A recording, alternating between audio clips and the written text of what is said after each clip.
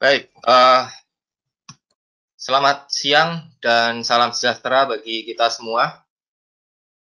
Selamat bergabung di serial webinar tanggal 7 April 2020 mengenai Towards Net Zero Healthy Building yang diselenggarakan oleh Green Building Council Indonesia sebagai established member dari World Green Building Council.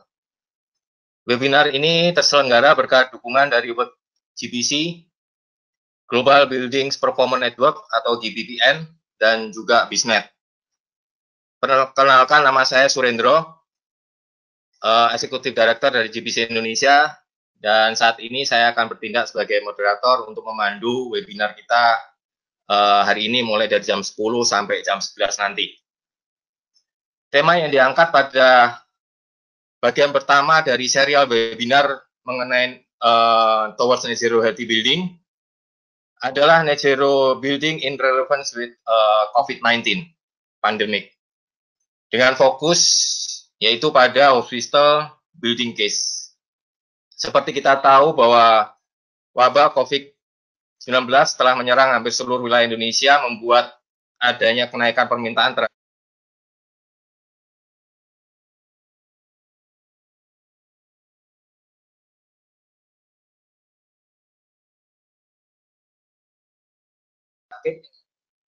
COVID-19 ini dapat menyebar melalui droplet yang berasal dari air liur ataupun dari hidung seseorang yang telah terinfeksi corona dan ditularkan pada saat pasien bersin ataupun batuk, dan mungkin bisa juga stay dalam saat benda mati.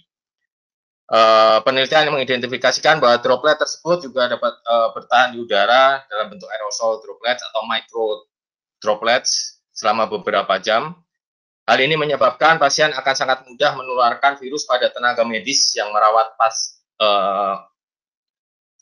pasien apabila ruang rawat ataupun isolasi pasien tidak terdapat sirkulasi udara yang baik. Ruangan ber-AC yang tidak ada pergantian udara segar ke dalam ruangan akan mengakibatkan jumlah mikroorganisme penyebab penyakit pun akan terakumulasi. Maka GBC Indonesia bekerjasama dengan beberapa ahli di bidang tersebut akan membahas dan berdiskusi hari ini dalam webinar mengenai apa yang bisa diperbaiki dan oleh rumah sakit mengenai kasus COVID-19 ini.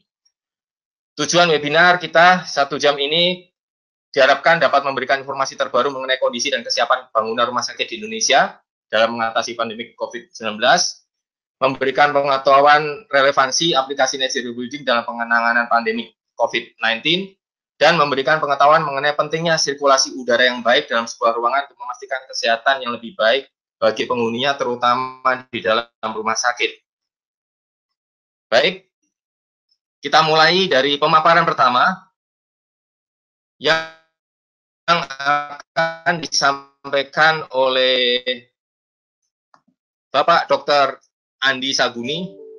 Beliau adalah Direktur Fasilitas Pelayanan Kesehatan Ditjen Yankes, Direktorat Jenderal Pelayanan Kesehatan Kementerian Kesehatan Republik Indonesia, dengan pendidikan Dr. Universitas Hasanuddin dan S2 Universitas of Leeds, United Kingdom, dengan beberapa proyek RSUP Dr. J. Laimena Ambon, Klinik Kesehatan Haji di Arab Saudi, Klinik Hibah Pemerintah Indonesia di Kabul, Afghanistan, dan beberapa puskesmas prototipe modern di daerah perbatasan dan tertinggal.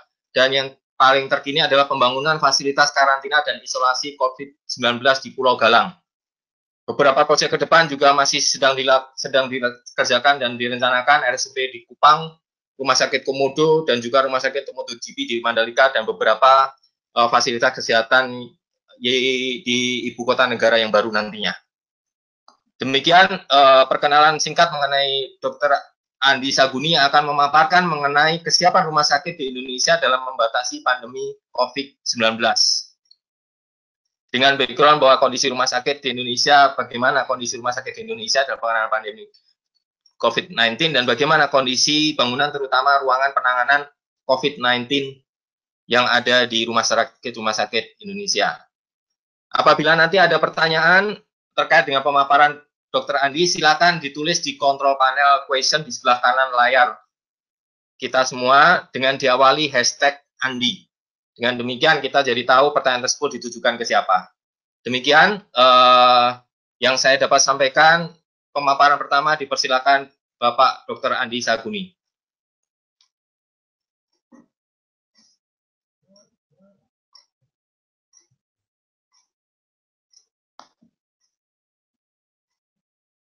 Ibu di seluruh penjuru tanah air, saya akan menyampaikan makalah terkait dengan topik kesiapan fasilitas rumah sakit dalam mengatasi pandemi COVID-19 di Indonesia.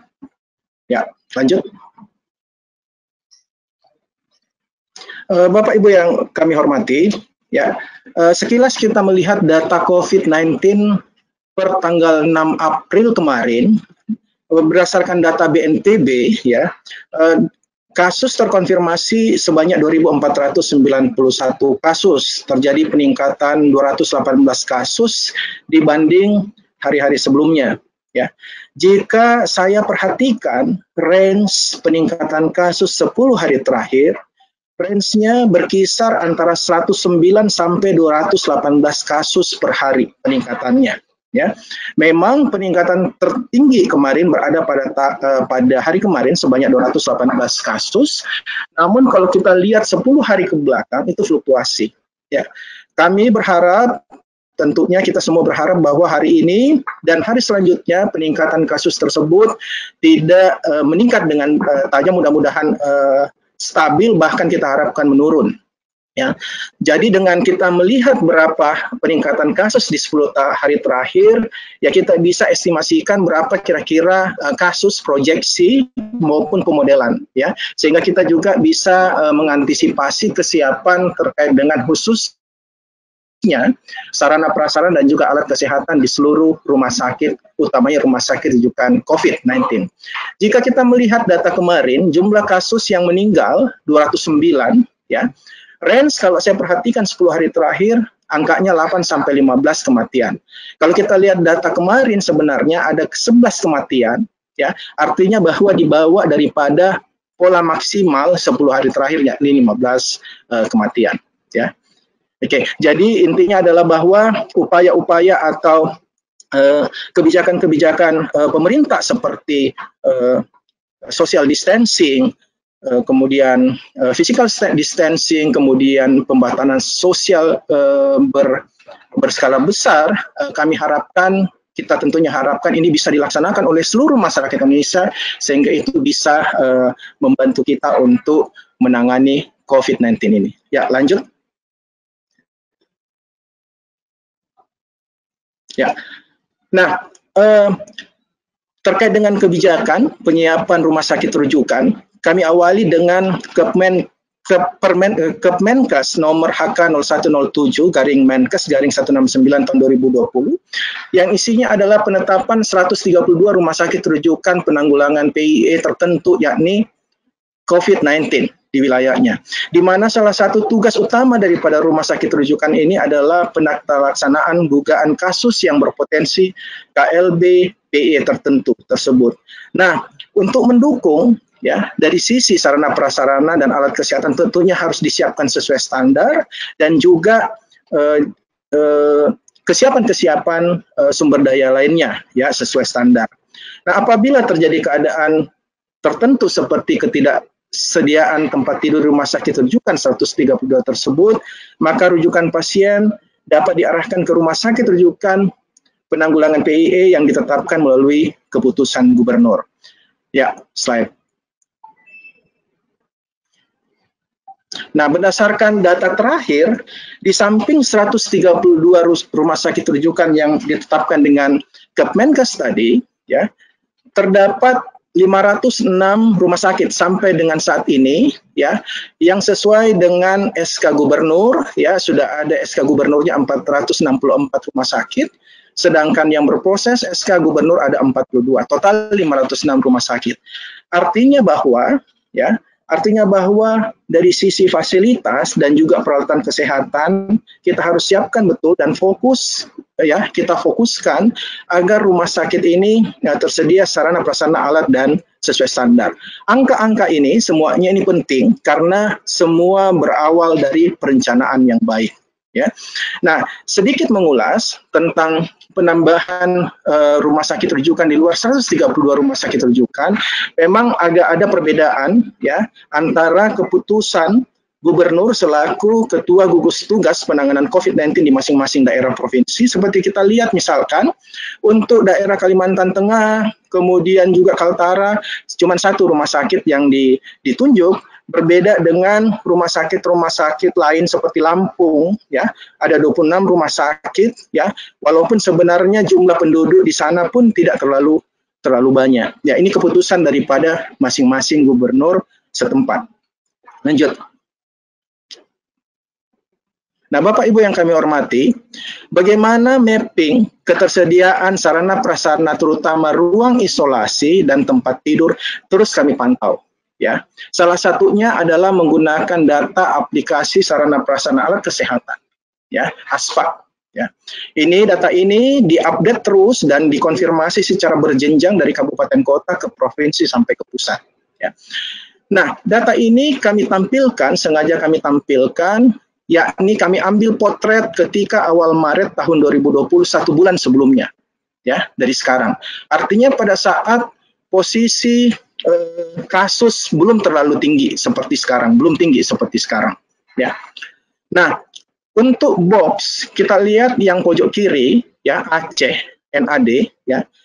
Warna hitam dalam box itu adalah jumlah ruang isolasi, sedangkan merahnya adalah tempat tidur ruang isolasi.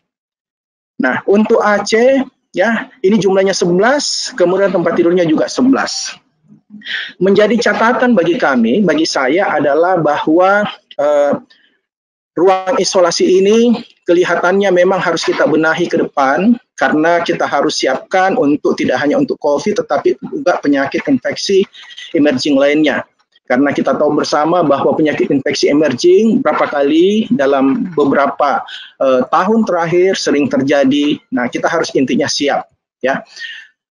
Nah, saya juga melihat bahwa menu di dana alokasi khususnya untuk pembangunan, penyediaan fasilitas dan alat kesehatan di rumah sakit umum daerah betul-betul harus dikawal dengan baik. Artinya bahwa menu, ruang isolasi, tempat tidur itu betul-betul harus dikawal sebagai kebutuhan atau penyediaan dasar di rumah sakit umum daerah, ya. Dan nanti saya akan sampaikan lebih lanjut nanti sedikit lebih detail tentang apa upaya kita untuk memperbaiki itu. Namun di hal lain saya juga melihat kenapa kondisi seperti ini ya agak sedikit, ya kalau kita lihat ya relatif sedikit. Itu juga karena pertama relatif anggaran untuk membangun ruang isolasi itu relatif cukup besar.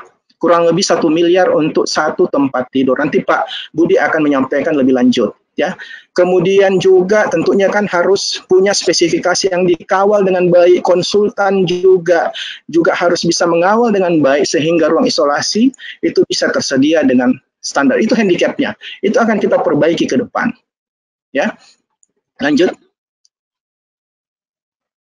Kemudian juga ini saya ambil potret awal Maret 1 bulan yang lalu terkait dengan agak loncat sedikit yakni ventilator karena isunya ini juga alat kesehatan khususnya ventilator juga agak terbatas jumlahnya, ya. Total di seluruh Indonesia di seluruh rumah sakit pemerintah maupun swasta 1 bulan yang lalu itu 8.400. Tetapi artinya bahwa kondisi saat ini itu sudah berubah karena adanya beberapa sumbangan pembelian dari pusat, kemudian juga dari yayasan, kemudian LSM, pemerintah daerah, nanti ada datanya di belakang. Sama dengan slide sebelumnya, itu ada perubahan dalam 1 bulan terakhir.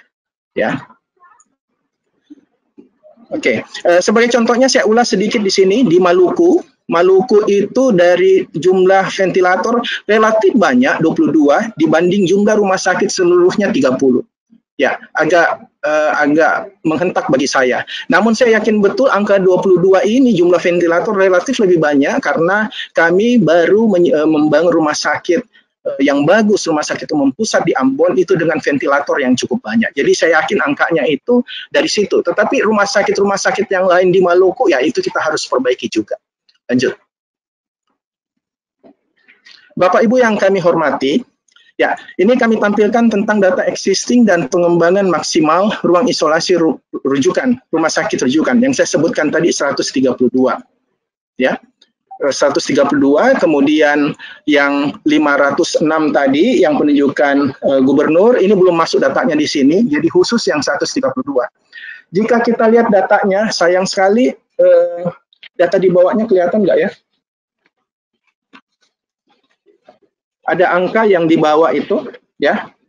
Kita bisa lihat bersama bahwa ruang isolasi tekanan negatif, ya, yang dilengkapi dengan ventilator yang ada sebelumnya 80 kita kembangkan menjadi 548, ya. Kemudian ruang isolasi tekanan negatif non ventilator dari awal 197 menjadi 867 dan ruang isolasi biasa dari 405 menjadi 1992.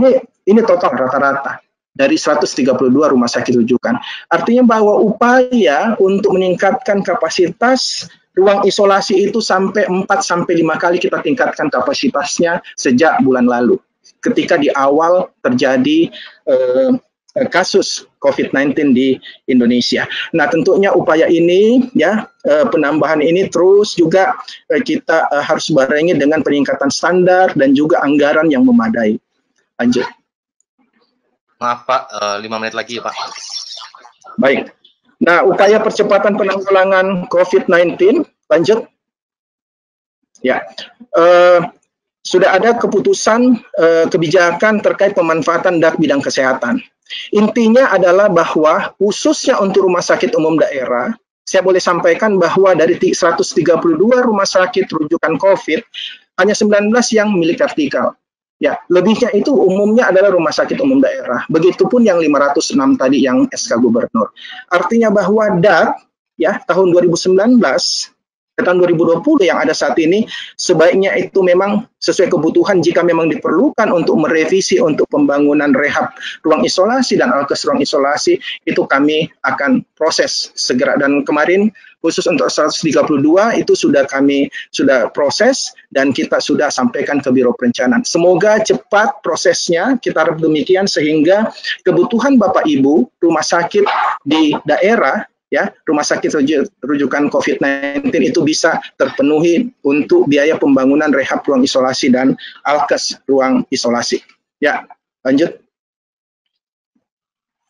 Nah, kami informasikan sedikit juga terkait dengan bahwa kami akan segera merilis panduan pengembangan ruang isolasi PIE, penyakit infeksi emerging, di mana pedoman ini digunakan untuk sebagai acuan bagi seluruh stakeholder dalam merencanakan ruang isolasi PIE, sehingga memenuhi persyaratan keandalan bangunan. Dan juga tentunya menjadi acuan bagi penggunaan dan alokasi khusus bidang kesehatan revisi tersebut yang saya sampaikan. Lanjut. Nah, secara detail, ya, pedoman ini, ya, berisi prinsip-prinsip desain, ya, ruang isolasi, ya. Terus lanjut. Ya, sebelumnya. Nah, juga bagaimana desain ruang isolasi PIE, ya. Jadi zoning yang warna merah adalah ruang perawatan isolasi, ruang biru muda adalah penunjang, ya. Kemudian yang hijau ada ruang mechanical engineering, ya, seperti AHU, UPS dan lain sebagainya, di mana ruang perawatan isolasi didesain ada airlock system, ya, ruang bertekanan, ya, negatif, ya, dengan perbedaan seperti 5 Pascal, ya. Perbedaannya itu juga sudah ada di pedoman ini. Lanjut. Nah, bagaimana prinsip-prinsip desain prasarana seperti air bersih, ya, 500 liter per hari per tempat tidur, kemudian pengolahan limbah padat, limbah cair, ya, ada juga di pedoman ini. Lanjut. Ya, sistem kelistrikan, sistem gas medis dan vakum medis. Lanjut. Dan terakhir adalah sistem tata udara. Pedoman ini kami sudah komunikasikan, konsultasikan juga dengan Komite PPI. Nah, sistem tata udara ini nanti akan dibahas secara detail oleh Pak Budi. Intinya bahwa sistem tata udara ini yang standar itu khusus, tidak sederhana tetapi kompleks dengan 6 parameter, yakni temperatur 24 plus minus 2 derajat Celcius, kelembaban relatif sekitar 60%, kemudian tekanan udara tadi saya sudah sampaikan negatif berjenjang dari koridor sampai airlock dan ruang isolasi. Kemudian juga jumlah udara ventilasi minimum 2 air change hour, ya, total 12 air change hour, kemudian filtrasi mulai dari pre-filter, medium filter sampai exhaust dilengkapi dengan HEPA filter, kemudian distribusi udara dalam ruangan untuk mengatur flow udara bergerak dari plafon, dari pintu masuk, segaris dengan tempat tidur pasien ditarik menuju dinding bawah, posisi kepala pasien untuk kemudian masuk ke dalam exhaust. Secara detail, ya, pedoman ini akan kami ada dalam pedoman yang akan segera kami launching ini. Ya. Ya, demikian Bapak Ibu, terima kasih banyak atas perhatian Bapak Ibu. Billahi taufiq wal hidayah. Wassalamualaikum warahmatullahi wabarakatuh. Terima kasih Bapak Dr. Andi Saguni. Sekilas tadi secara rangkuman singkat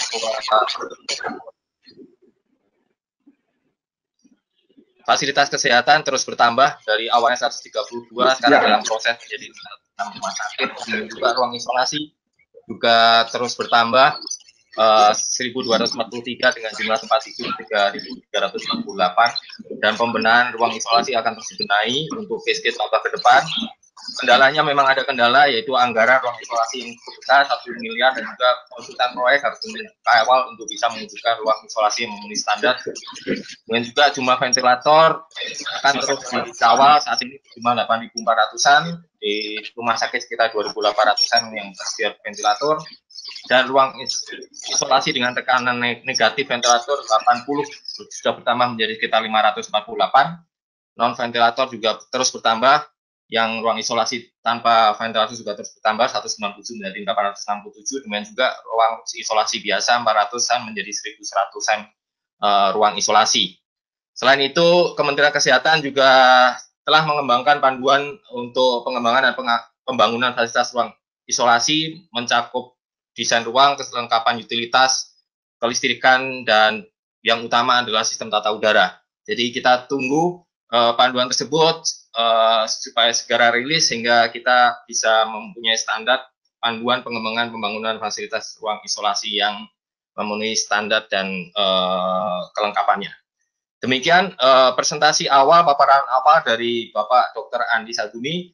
Kita masuk ke dalam paparan kedua untuk mengetahui lebih dalam lagi mengenai relevansi terhadap aplikasi Net Zero Building yang akan dibawakan oleh Bapak John Budi Listiono, core founder GBC Indonesia, dan juga the first Indonesian Astri Fellow, dan juga beliau juga aktif di dalam Association of Indonesia Building Physics and Utility Engineers, sudah mempublish 15 papers dan international journals, dan juga sudah mematenkan sekitar 4 paten di Indonesia terkait dengan air conditioning, dan juga 1 paten di Australia. Saat ini aktif sebagai Presiden Direktur di salah satu perusahaan, kemudian juga aktif sebagai dosen di Universitas Atmajaya, dan selain itu juga aktif sebagai juri dalam beberapa event Energy Efficiency Award. Salah satunya adalah Energy Efficiency Management Competition yang diselenggarakan oleh Kementerian ESDM. Topik paparan yang akan disampaikan oleh Bapak John Budi adalah relevansi aplikasi Net Zero Building pada bangunan rumah sakit dalam penanganan pandemi COVID-19. Demikian untuk pemaparan kedua, kami persilakan dari Pak John Budi. Apabila ada pertanyaan, silakan disampaikan di dalam control panel question sebelah kanan layar dengan diawali hashtag John Budi. Waktu kami persilakan Pak John Budi 15 menit.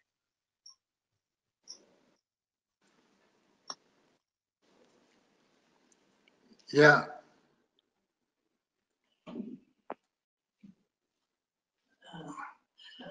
Ya, selamat pagi Bapak-bapak.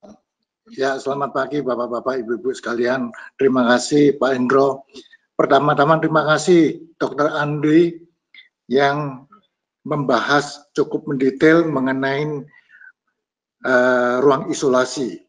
Nah, pada kesempatan ini saya akan coba membahas mengenai apa yang GBCI perlu pertimbangkan dan pelajarin pada pandemi COVID-19 ini. Ya, lanjut. Nah, saya akan membahas mengenai seputar corona virus atau COVID-19. Ya, lanjut. Kalau kita perhatikan banyak sekali paper-paper penjelasan-penjelasan bahwa COVID-19 ini menurut WHO bahwa COVID-19 menyebar melalui droplet atau aerosol dari penderita atau pembawa masuk melalui hidung, mulut, mata, dan menginfeksi paru-paru.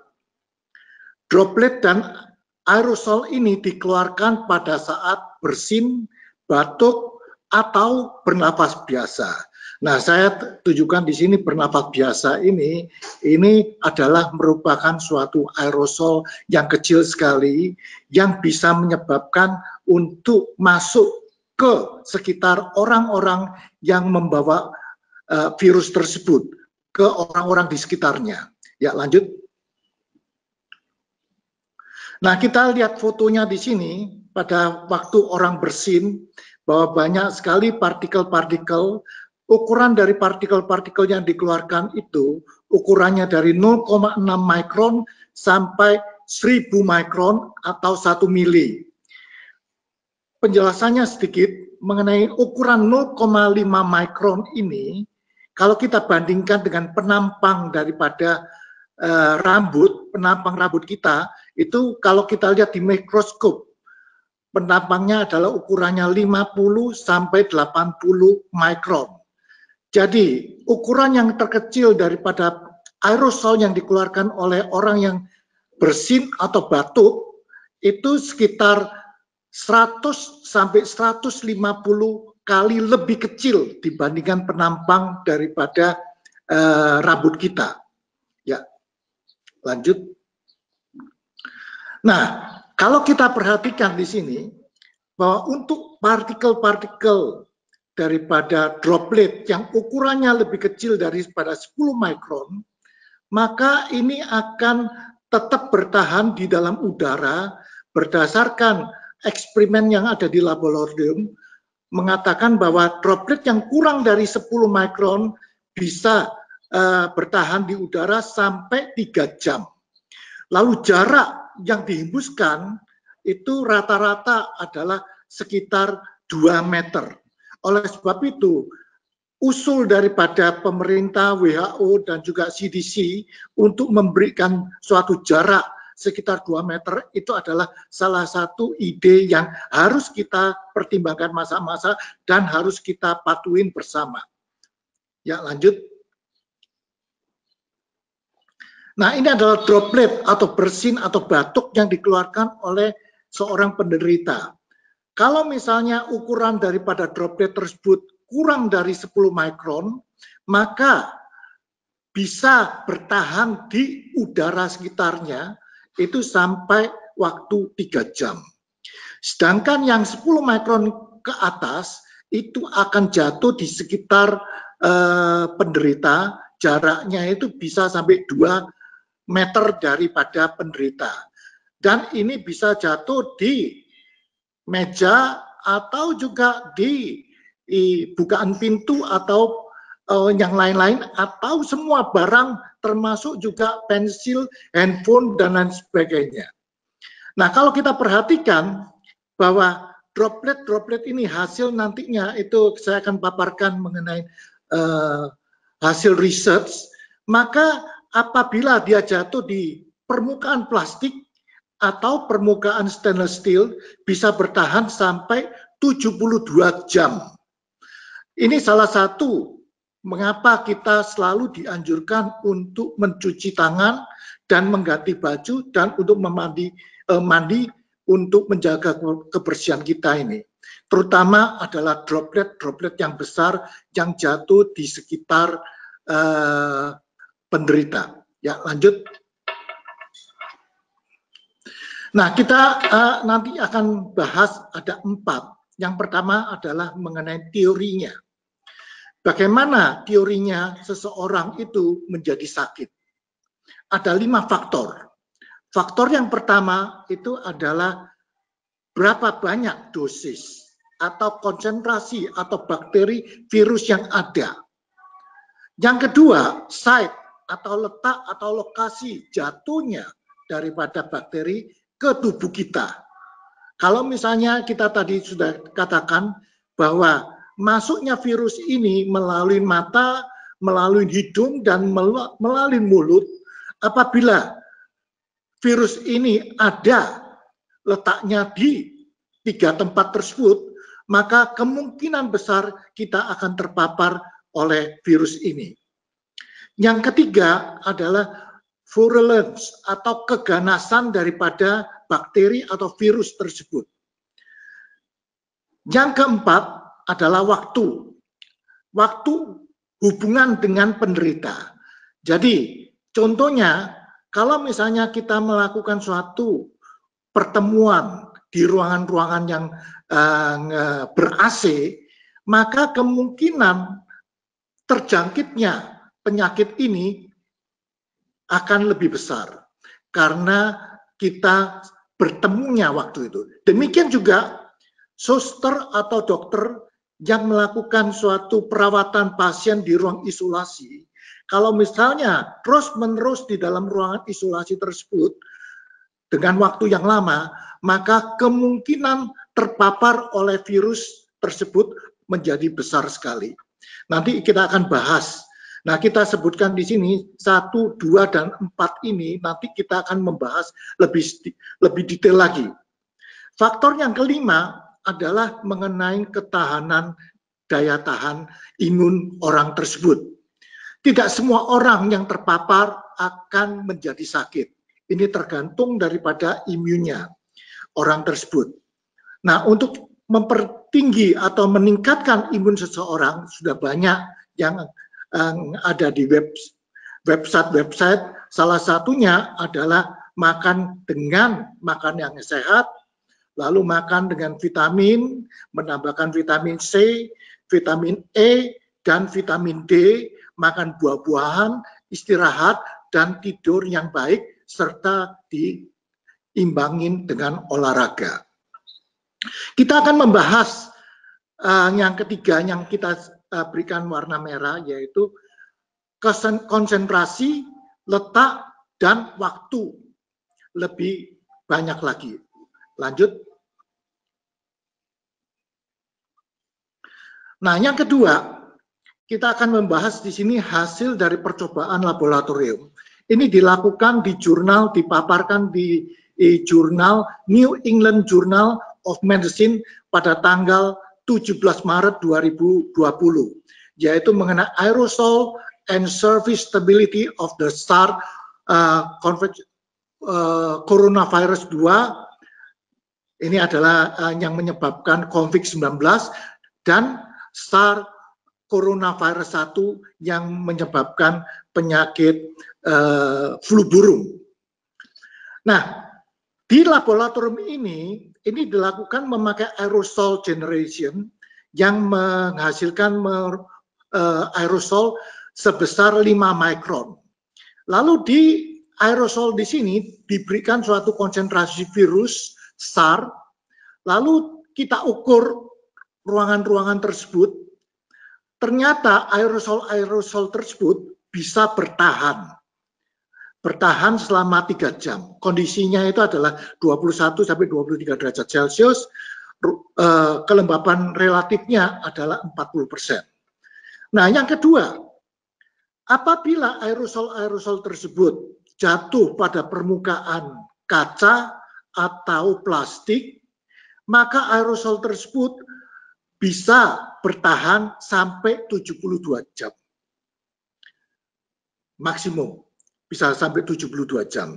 Ini artinya bahwa tempat-tempat yang dikunjungi oleh pasien Apabila dia bernafas atau bersin atau batuk, maka tempat-tempat tersebut selama 72 jam akan bisa menimbulkan suatu penyebaran penyakit. Yang ketiga, di permukaan tembaga dan karbon bisa bertahan sampai 8 jam dan 24 jam. Ini adalah hasil daripada percobaan yang dilakukan di laboratorium yang dipublish di New England Journal of Medicine tanggal 17 Maret 2020. Ya, lanjut. Nah, yang ketiga, hasil pengamatan. Tadi kan di laboratorium. Sekarang kita lihat hasil pengamatan di lapangan. Pada tanggal 24 Maret 2020, ESRI mengeluarkan Guidance for Building Operation during the COVID-19 pandemic. Nah, yang menarik di sini, ditemukan selain penularan COVID-19 yang bisa melalui kontak langsung, yaitu orang dengan orang, lalu oleh tempat-tempat atau benda-benda yang terkontaminasi oleh droplet, juga ditemukan bukti di rumah sakit bahwa COVID-19 ini dalam bentuk aerosol dapat bertahan sampai 3 jam. Nah, ini kondisi di sini 3 jam di sini, ini sama dengan yang dilakukan di lab yang di jurnal tersebut. Dan bukan itu aja, dapat menularkan ke orang di sekitar pasien meskipun tidak ada kontak. Jadi mirip-mirip dengan airborne, tapi di sini melalui aerosol yang droplet yang kecil. Berikutnya, melihat bukti di atas, maka ESRI merekomendasikan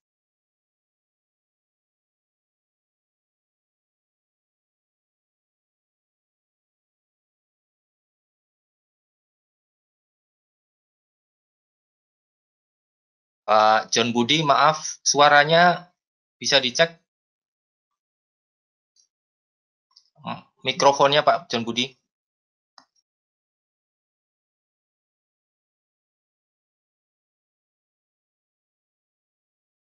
yang masih diperlukan operasinya, maka ESRI merekomendasikan sebagai berikut. Lanjut.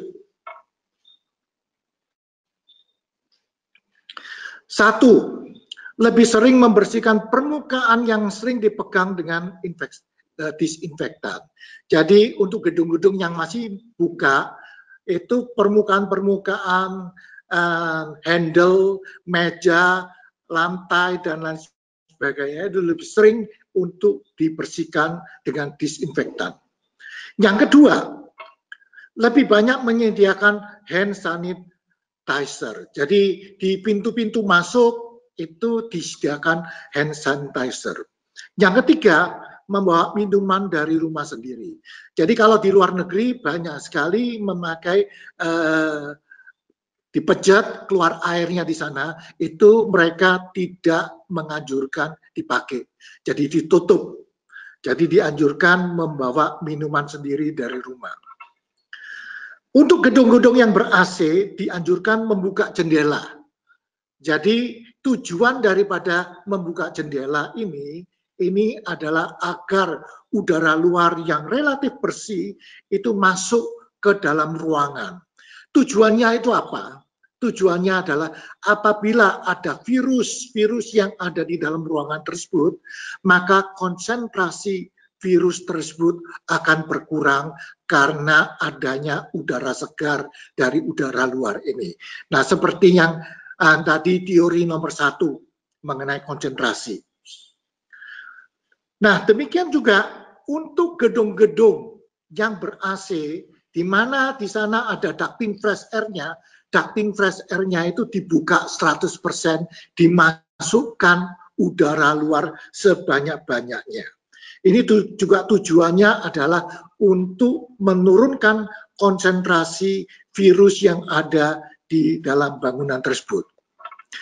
Apabila tidak memungkinkan, maka dimasukkannya langsung udara luar melalui fan yang harus difilter dengan medium filter yang mempunyai efisiensi MERV 13, minimum efficiency reporting value 13, atau efisiensinya 90% untuk partikel 0,5 mikron.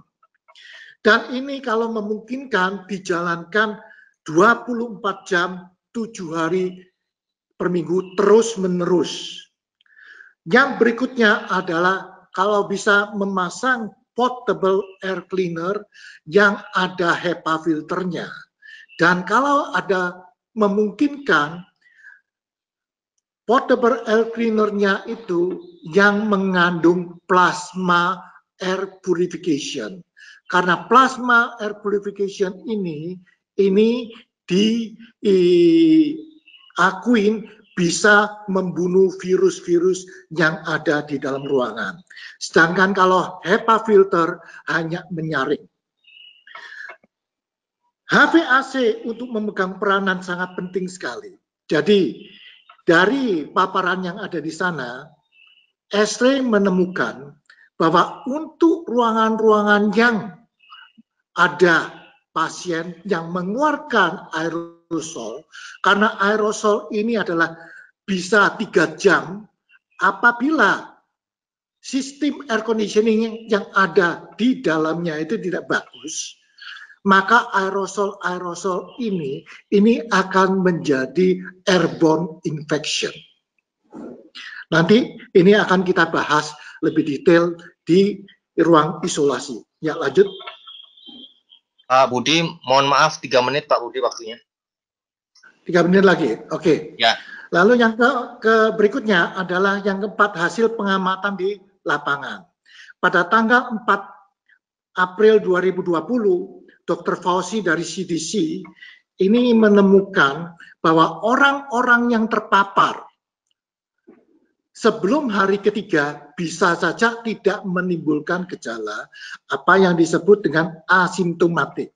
Nah, orang-orang ini yang terpapar ini meskipun tidak menunjukkan gejala sudah bisa menyebarkan penyakit. Jadi oleh sebab itu ini sangat bahaya sekali dan ini diperkuat oleh Dr. Stephen Moss dari Columbia University. Nah, hasil daripada pengamatan mereka di lapangan, mereka mengatakan ini adalah bisa menjadi penyumbang terbesar dari penyebaran penyakit COVID-19 di dunia ini. Oleh sebab itu WHO, CDC, dan demikian juga kita pemerintah Indonesia pada tanggal 5 April 2020 mewajibkan orang-orang yang keluar rumah memakai masker non-surgical. Ini saya sangat-sangat setuju sekali. Lalu juga social distancing dan physical distancing itu betul-betul harus dilakukan segera. Karena pemakaian dari masker ini bukan saja melindungi orang tersebut terhadap penularan terhadap dirinya, tetapi juga kemungkinan mengurangi penyebarannya ke orang lain. Karena bisa juga orang tersebut adalah asymptomatic carrier. Ya, lanjut. Nah, case yang ada di rumah sakit di Indonesia. Kalau kita lihat data-data yang tadi Dr. Andi sudah sebutkan, bahwa yang positif adalah 2091, kita nggak perlu sebutin lagi.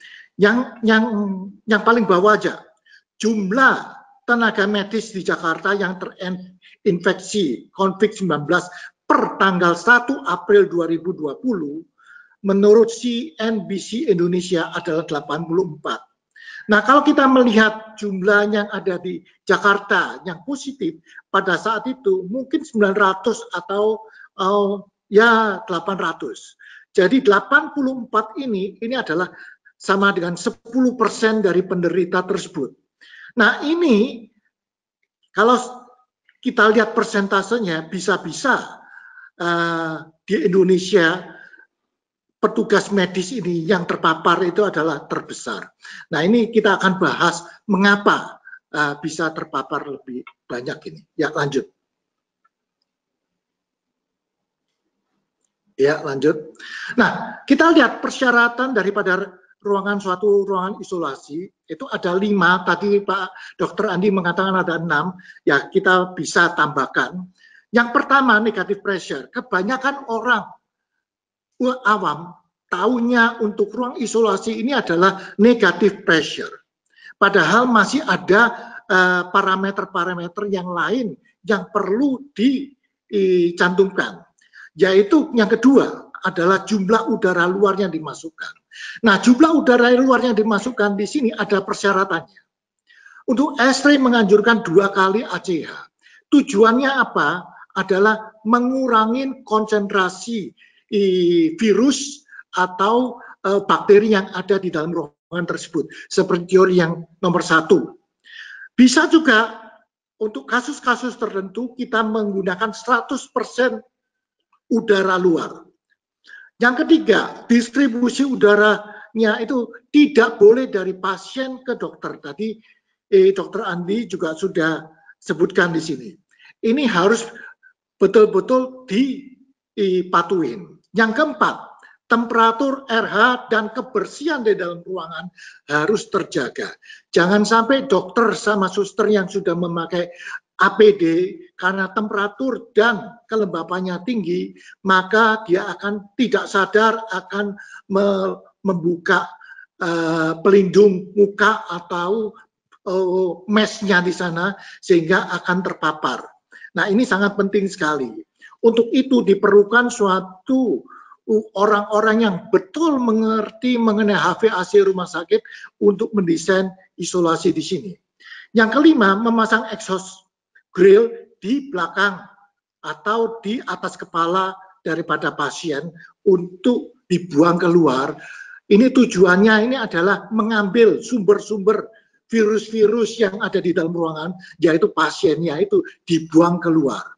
Jadi untuk mengurangi konsentrasi suatu virus di dalam ruangan itu ada 3 cara. Yang pertama dibuang, di exhaust. Yang kedua itu adalah dilarutkan dengan memasukkan udara luar masuk ke dalam ruangan. Yang ketiga dengan filtrasi dengan HEPA filter. Nah, kita lihat sekarang kenyataan yang ada di rumah sakit kita di sini banyak sekali yang belum memenuhi ke-5 persyaratan ini. Saya pribadi pernah melihat bahwa AC yang dipasang itu adalah AC wall. Nah, AC wall di sana itu adalah AC recirculation di dalam ruangan. Jadi virus-virus yang dari droplet di sana itu akan masuk ke dalam AC wall. Kita tahu evaporatornya itu adalah basah, maka virus-virusnya akan bertahan lebih lama di evaporator dan menjadi sumber daripada penyebaran virus-virus di dalam ruang OK di sini atau ruang operasi ini. Demikian juga jarak atau distribusi antara udara yang disuplai bisa juga kena pasien lalu kena ke suster atau dokter. Lalu tidak ada udara luar yang dimasukkan. Demikian juga exhaust yang dipakai adalah memakai exhaust fan biasa yang ada di dinding. Nah, inilah yang kita melihat bahwa salah satu faktor penyebaran ke paramedis ini adalah kurangnya fasilitas yang memadai di ruang isolasi. Ya, lanjut. Nah, ini adalah ruang isolasi. Ruang isolasi untuk COVID-19 ini agak berbeda dengan ruang isolasi untuk isolasi biasa. Di COVID-19, WHO dan CDC menganjurkan harus memakai APD. Nah, yang biru di sana itu adalah ruangan penggantian APD, yang minus 15 itu adalah tekanan yang ada ruang pasien. Nah, setelah itu dia keluar ke dalam minus 10 Pascal itu adalah penggantian APD. Di ruangan di sini APD-nya itu dicopot dan dimasukkan ke dalam double bag. Setelah itu keluar membersihkan tubuh lalu baru keluar, sedangkan bagnya di sana itu bisa langsung keluar. Ini adalah ruang isolasi single bed. Sedangkan yang tadi Dr. Andi paparkan tadi itu adalah ruang isolasi untuk multi bed. Ya, lanjut.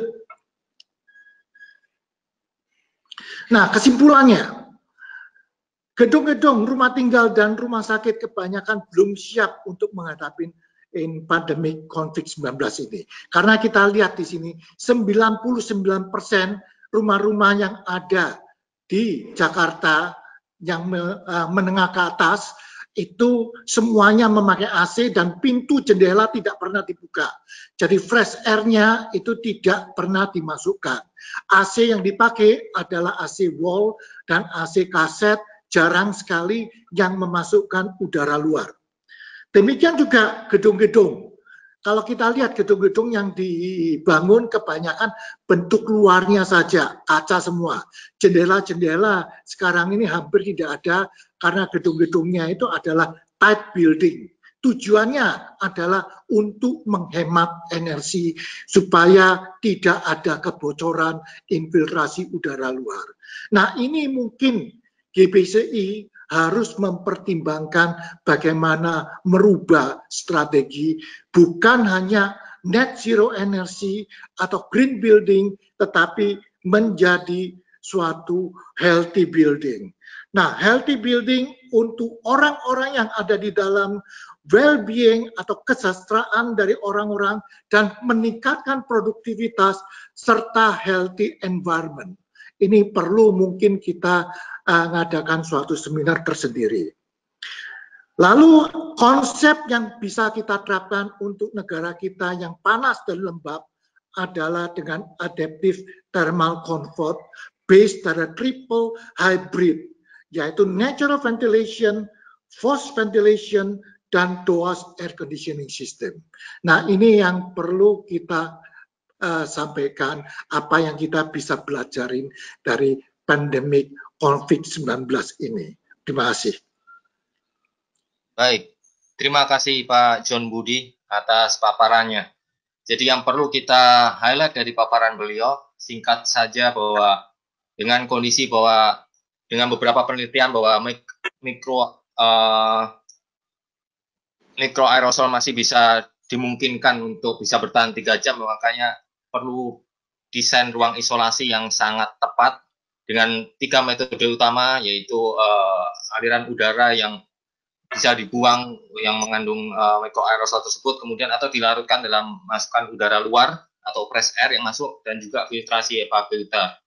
Jadi dengan demikian diharapkan konsep adaptive thermal comfort dengan menerapkan triple hybrid, yaitu natural ventilation, mechanical ventilation, dan DOAS AC system diharapkan dapat diterapkan untuk kedepannya, tidak hanya mengutamakan energi efisiensi ataupun green building ataupun net zero building, tetapi juga memperhatikan konsep adaptive thermal comfort yang menerapkan triple hybrid tadi. Terima kasih sekali lagi Pak John Budi atas paparannya. Selanjutnya, setelah kita mendengarkan 2 narasumber, kita akan menyimak pemaparan dari Bapak Iwan Prianto, Chairperson dari GBC Indonesia dan juga core founder dari GBC Indonesia. Beliau sangat aktif dalam beberapa kegiatan, baik itu terkait dengan Green Building Council dan juga terkait dengan Ikatan Arsitek Indonesia dan juga Ikatan Ahli Bangunan Indonesia, dan juga saat ini beliau juga terlibat dalam beberapa proyek internal sesuai dengan kegiatan beliau sendiri, tapi juga sangat aktif di dalam mengkampanyekan net zero building, green building, dan juga saat ini seperti halnya visi misi GBC Indonesia, kita juga sangat concern terhadap isu COVID-19 dan juga isu healthy building. Untuk itu pemaparan akan disampaikan oleh Bapak Iwan Prianto dengan beberapa informasi yang akan disampaikan terkait dengan kebijakan GBC Indonesia dan juga beberapa hal yang lain. Silakan Pak Iwan, ada sekitar 15 menit untuk memaparkan. Baik, Assalamualaikum warahmatullahi wabarakatuh, salam sejahtera. Terima kasih banyak, terutama sebelumnya saya sampaikan Pak Andi dan Pak John Budi yang dengan sangat murah hati berbagi pengetahuan dan berbagi informasi yang sangat krusial bagi kita di industri bangunan dan konstruksi, dan juga mungkin di industri kesehatan dan rumah sakit, dan mungkin juga para pengamat-pengamat lain yang terkait dengan ini, juga para arsitek, para ahli ME dan sebagainya, dan para ahli lingkungan, dan juga pemerhati-pemerhati lain yang terkait. Saya sebelumnya ingin sampaikan bahwa kami mengadakan webinar ini dengan satu asumsi, yang mendaftar adalah mereka yang serius, dan rupanya lumayan banyak juga yang serius. Dan mengapa kami mengadakan dalam bentuk webinar dan kami harap adalah mereka yang serius? Saya harap para audiensnya ini memiliki tanggung jawab personal yang cukup tinggi.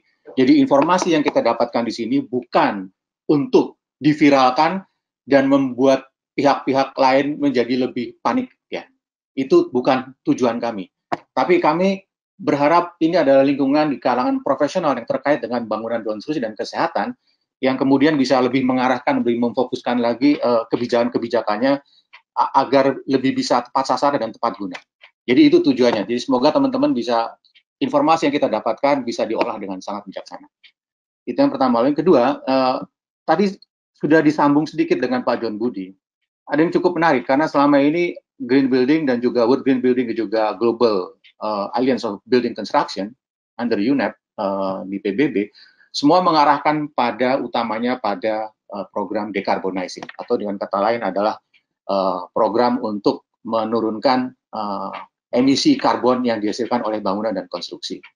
Tadi Pak John Budi menyampaikan kita nggak bisa lagi fokus hanya pada isu itu, tapi harus masuk juga ke healthy building. Sebenarnya World Green Building juga punya isu tentang healthy building, better place for people.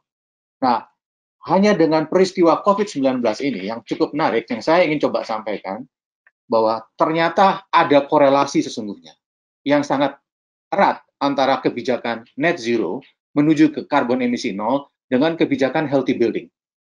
Maka judul dari serial webinar yang kita akan lakukan, kali ini baru bicara tentang hospital building case, nanti yang lain lagi, ada towards net zero healthy building. Jadi net zero healthy building sekarang harus disebutkan sebagai satu kesatuan, dalam satu kesatuan kalimat. Saya kira ini juga akan perlahan-perlahan akan menjadi berubah kebijakan, bukan dari substansinya, tapi lebih dari bagaimana kita mengemasnya dan bagaimana menyampaikannya. Baik, lanjut, silakan. Untuk itu perkenalkan saya merecall lagi apa itu net zero sebenarnya. Ya, berdasarkan penelitian dari Intergovernmental Panel on Climate Change, itu terdiri dari semua ilmuwan di seluruh dunia yang tergabung di UN yang menjadi dasar pertimbangan semua kebijakan terkait dengan climate change. Itu sudah sangat jelas bahwa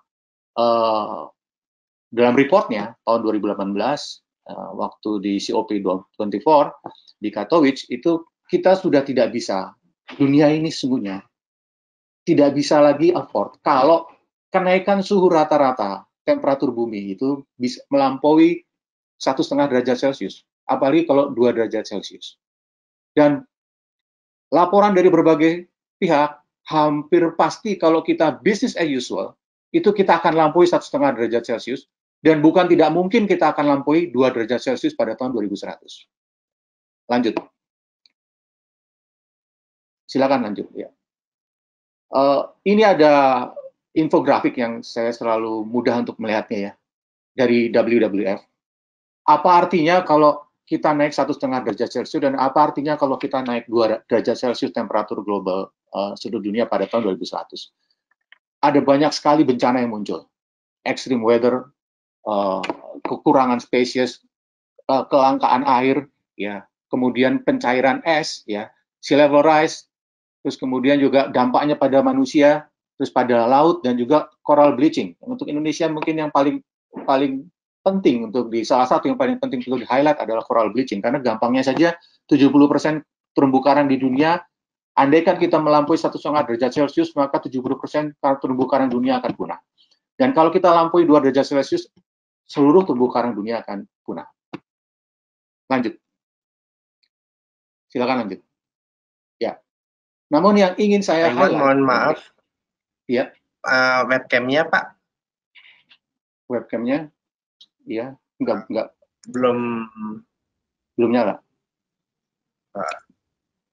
Gitu? Oke. Ya. Ya. Maaf, ya. Oke. isu yang saya ingin tekankan dari berbagai penjelasan kami selama ini GBCI terkait dengan isu climate change, kami juga ingin selalu meng-highlight ini bukan hanya perkara bencananya saja loh. Coba dilihat resiko, impact-nya atau dampaknya. Nah, dampaknya ini adalah dampak sosial, ekonomik, dan political disaster dan juga keamanan nasional. Ya. Ini sangat-sangat luar biasa karena terjadi multiple crisis yang terjadi di berbagai belahan dunia, yang ketika seluruh belahan dunia tidak terkecuali negara maju ataupun negara, apalagi negara yang ekonominya masih tergolong berkembang, itu akan sangat sulit untuk mengatasi hal ini. Ya. Dan ini akan mengancam eksistensi kita di masa depan. Jadi pikirkanlah mengenai impact. Saya selalu mengatakan bagaimana kalau glasier di Himalaya itu mencair, ya, maka seluruh anak benua Asia Selatan itu yang dialiri oleh banyak sungai-sungai yang hulunya ada dari glasier itu tiba-tiba kekurangan air dan tiba-tiba akhirnya sungainya berhenti. Tiba-tiba mereka semua hanya bisa mengandalkan tanda hujan. Ada berapa miliar penduduk manusia ada di situ dan mereka terpaksa harus jadi pengungsi. Apa artinya pengungsi? Siapa yang mau menerima? Ya. Sementara negara-negara yang lain juga sedang mengalami permasalahan yang sangat besar. Itu contoh aja salah satu. Lanjut. Nah, rupanya, silakan lanjut ya. Lanjut. Nah, rupanya, saya selalu mengatakan bahwa ketika kita bicara tentang climate change, coba pikirkanlah wajah anak kita masing-masing. Karena victimnya adalah langsung mereka. Maksudnya kalau saya memandangnya anak saya, dalam ukuran saya yang sudah umur 56 tahun ini, jadi ukurannya anak saya.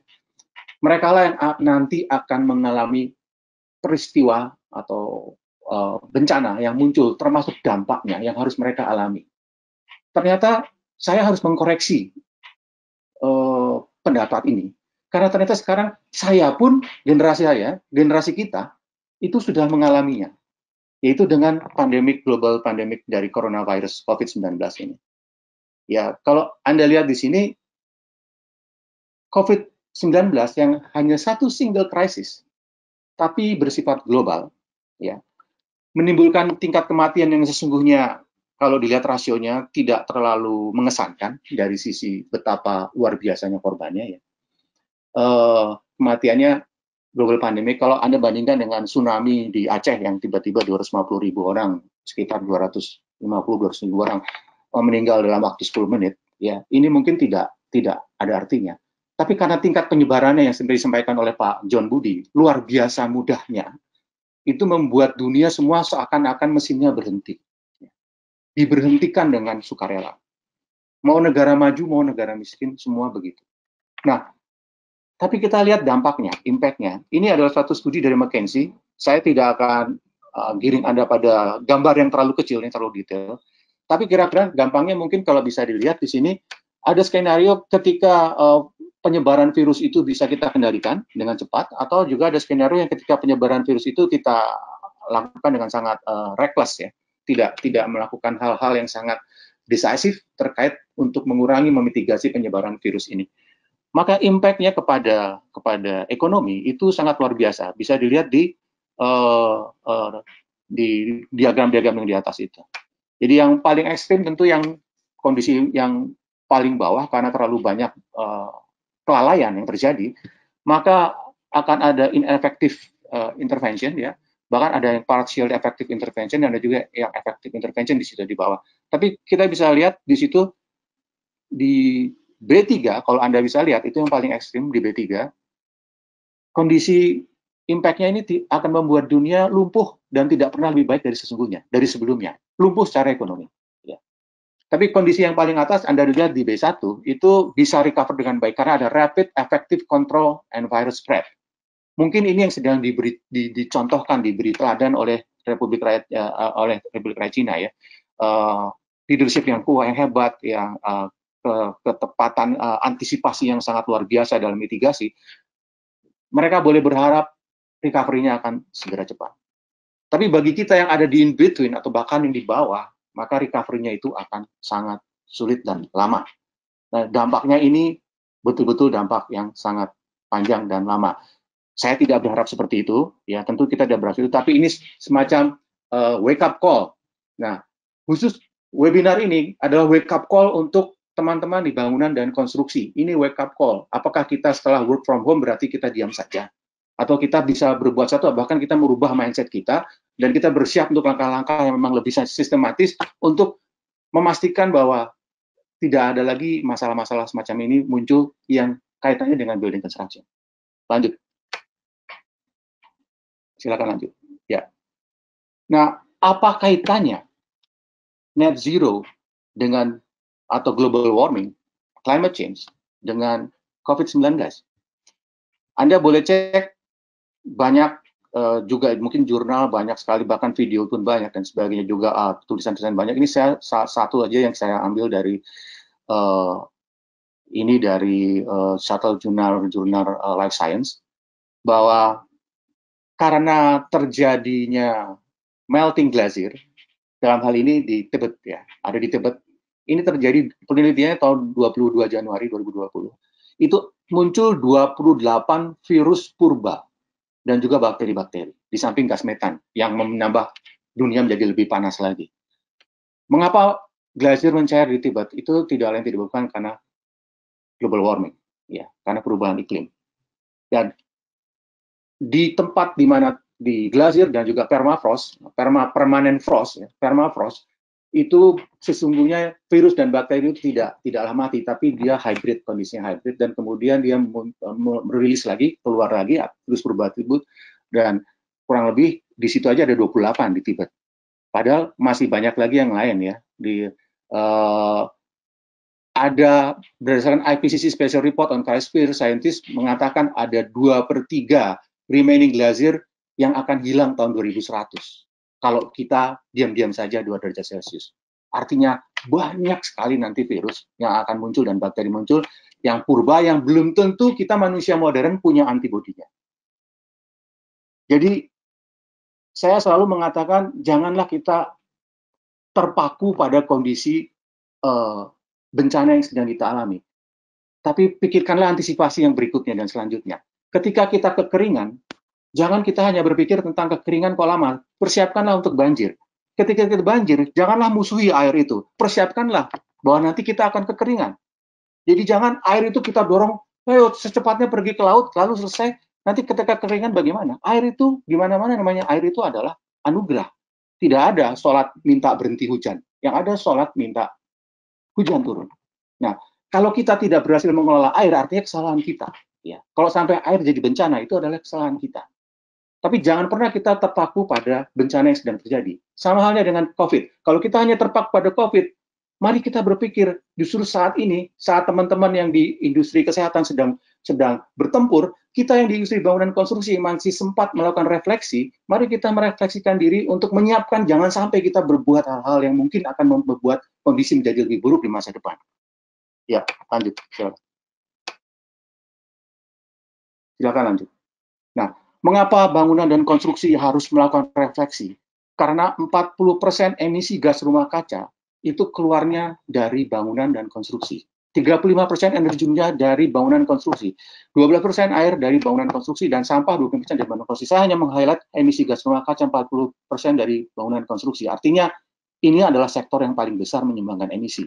Tapi mengapa jarang disebut? Maka yang disebut adalah kebakaran hutan, deforestasi, industri, transportasi. Mengapa jarang disebut? Karena jumlah bangunan ini berjamaah. Jumlah bangunan ini ada yang milik individual, small corporate, corporate besar. Tapi kalau hutan, itu pemerintah punya kedaulatan tinggi seharusnya untuk mengendalikan hutan. Industri, pemerintah juga dengan mudah melakukan penerapan regulasi dan mengenforce regulasinya. Tapi untuk bangunan, sampai hari ini saja, jangankan certified green building ya, yang sudah IMB atau SLF aja mungkin banyak yang belum. Gitu. Nah ini jadi keluhan di Kementerian PUPR. Saya tahu persis dan ini jadi PR kita. Lanjut. 5 menit lagi Pak Iwan, maaf. Ya. Nah, sedemikian rupa sehingga ada World Green Building Council mencanangkan bahwa tahun 2030 kalau bangunan konstruksi tidak mau menjadi pesakitan yang menyumbangkan permasalahan, tahun 2030 seluruh bangunan harus kondisi net zero. Tahun 2050 bangunan baru, 2050 bahkan seluruh bangunan harus dalam kondisi net zero. Lanjut. Apa itu net zero? Lanjut, silakan. Net zero adalah ketika kita bisa tahapannya, kita bisa mereduksi energi demand. Kalau kita nggak perlu AC, kenapa mesti pakai AC? Ya. Kalau kita bisa pakai natural ventilation, kenapa kita tidak pakai natural ventilation? Khususnya untuk kasus Indonesia dan negara tropis pada umumnya, tropis basah, seperti disampaikan Pak John Budi, kita ini seharusnya sangat mudah untuk mendapatkan natural ventilation. Lalu kedua, bagaimana mengimprove energy efficiency, dan ketiga, bagaimana menggunakan renewable energy. Kira-kira demikian, sehingga namanya net zero adalah ketika neracanya indeks konsumsi energinya sedemikian rendahnya sehingga ketika disuplai oleh energi renewable energy bisa menjadi nol. Ya, lanjut. Nah, sebenarnya di mana sih highest probability untuk mendapatkan virus itu? Menurut kami adalah di kondisi indoor. Selama ini banyak kebijakan adalah berfokus, tidak salah, berfokus pada individual protection, physical distance, extra personal hygiene, dan yang terakhir tiba-tiba lompat pada territorial lockdown. Ya. Padahal, coba tolong diklik, silakan diklik lanjut. Ya, padahal 90% manusia rata-rata, setidaknya di negara maju, ya, itu hidup tinggal di kondisi indoor. Artinya, bagaimana dengan kondisi sistem bangunan? Apakah tidak perlu ada treatment khusus mengenai hal ini? Seperti tadi disampaikan oleh Pak John Budi, saya kira harus bisa disimpulkan dengan mudah bahwa potensi terbesar, probability terjadi penularan itu bukan di ruang luar, tapi di ruang dalam. Ya. Kenapa? Intensitas manusia tinggal ada di situ, dan di ruang dalam ketika kondisinya substandard, sistem penghawaan dan ventilasi udaranya substandard, maka itu akan menjadi masalah besar. Lanjut. Ya. Untuk hospital building zone misalkan, tadi disampaikan oleh Pak John Budi, seandainya kita memiliki keleluasaan dalam master planning rumah sakit, maka mungkin kita bisa memisahkan antara isolation atau infectious hospital building dengan general hospital yang lain. Tapi ketika kita hanya satu bangunan tunggal rumah sakit, kemudian ada yang ditetapkan menjadi isolation hospital rooms, maka yang sisanya bukan. Pertanyaan saya, pasien itu jalannya dari mana-mana saja. Lalu yang asimptomatik, ya mereka tadi disampaikan oleh Pak John Budi, mereka yang carrier itu juga bisa ada di mana saja. Bagaimana kondisi room safety level di area itu? Sama pentingnya dengan kondisi room safety level di isolation. Dan ini terbukti dari data yang ada saya terima dari teman dari Pak Nasir dari Persahabatan, dia menyatakan bahwa mereka yang justru menangani dengan kondisi APD penuh di isolation room itu tingkat meninggalnya para dokter dan tenaga medis sangat kecil, bahkan sempat nol. Ya, justru yang meninggal tuh yang lain-lain. Nah, ini yang saya khawatir. Kalau saya melihat datanya Pak Andi tadi juga ada gubernur yang menetapkan banyak rumah sakit jadi isolasi, ada yang sangat sedikit, tergantung gubernurnya masing-masing, pemda masing-masing. Bayangkan kalau tiba-tiba ada kayak di Lampung tadi, ada 22 rumah sakit atau 25 ditetapkan jadi rumah sakit isolasi, tapi tidak memenuhi persyaratan yang disampaikan Pak John Budi tentang rumah sakit isolasi. Sementara pasien ada di situ. Bayangkan kondisi yang substandard itu akan sangat membahayakan bagi semua pihak, pasien, terutama bagi tenaga medis dan para medisnya. Lanjut. Ya, nah inilah sebetulnya titik temu dari net zero dan healthy building. Jadi ketika kita mempromosikan step pertama, reduce energy demand, ya, khususnya untuk di kondisi tropis, promote natural ventilation. Jadi kalau kita tidak bisa afford untuk mendapatkan sistem AC yang baik, sudahlah. Kalau masih mungkin, masih bisa, gunakanlah air ventilation dengan berbagai macam cara dan rekayasa. Para arsitek di challenge besar untuk bisa kembali lagi pada isu ini. Para pemilik bangunan di challenge lagi lebih besar untuk mempertimbangkan hal ini. Mengapa sekolah dulu tidak pakai AC, sekarang harus pakai AC? Mengapa masjid dulu nggak pakai AC, gereja nggak pakai AC, dan sebagainya, kelenteng sekarang harus pakai AC? Ya. Ini sebetulnya hal yang paling mudah. Dengan terjadinya pertukaran udara yang lebih bebas, maka aerosol tadi yang disampaikan oleh Pak John sekitar 3 jam itu mungkin bisa dikurangi karena pertukaran udaranya lebih lancar. Nah, free airflow inilah yang menyebabkan isu kesehatan dari situ. Free airflow akhirnya menyebabkan fresh air lebih baik ya, dan kemudian mereduksi contaminated aerosol itu sendiri karena mengurangi akumulasinya. Ya.